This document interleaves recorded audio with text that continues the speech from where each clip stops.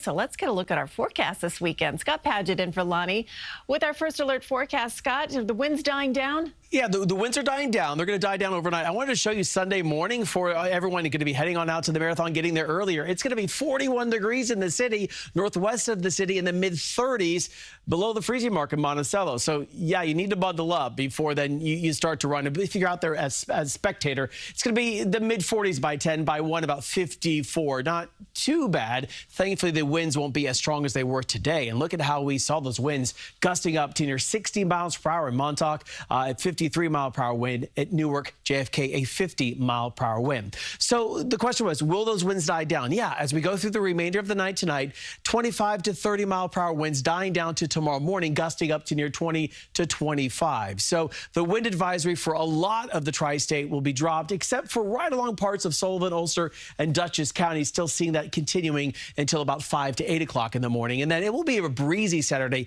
but all in all, not too bad. Here's that wind advisory that I was talking about, and you can see right now through the city, we have it still in place till midnight, but that wind advisory again for parts of Ulster and Dutchess, that's until 8 a.m. and then the other one until 5 o'clock in the morning through parts of Pike County and Sullivan County. So just keep that in mind as you're making your plans. Here's the reason why. This area of low pressure that brought all of the flooding rain yesterday brought the strong winds today, a tight pressure gradient as it strengthened even more. And as we zoom our way down a little bit more, the other story that's been interesting in the Adirondacks, it has been snowing as we've gone through the day today. Take a look at this. Here's some EarthCam video from Saranac Lake. And if you look closely, you can see on the rooftops, they're covered with some snow.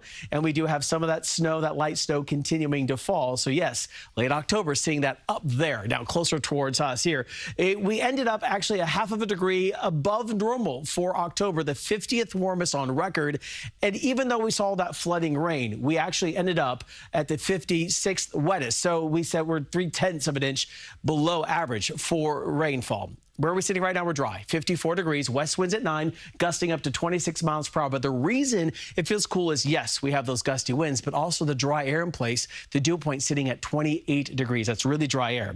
We're in the mid-50s across our 5 boroughs, widening out the view in the low 40s. Monticello, 54 in Somerville. Toms River sitting at 53. But tonight, down into the mid-40s. As you wake up tomorrow morning, it could feel like the low 40s to the mid-30s in some spots. So you may need to bundle up tomorrow morning. Afternoon hours about 57 with that mix of sun and clouds greeting you. All not too bad. Don't forget, Saturday night, turn the clocks back by 1 hour. Sunset on Sunday will be at 4:50, and in 6 weeks we'll be at 4:29.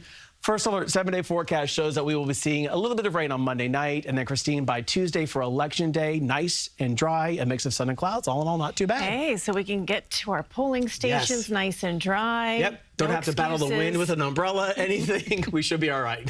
You know what my favorite part of voting? Getting that little sticker. I love it. Yeah. Stick it on. Be like, I did wear it with such pride. Yeah, me too. All right, Scott, thank you. Yeah.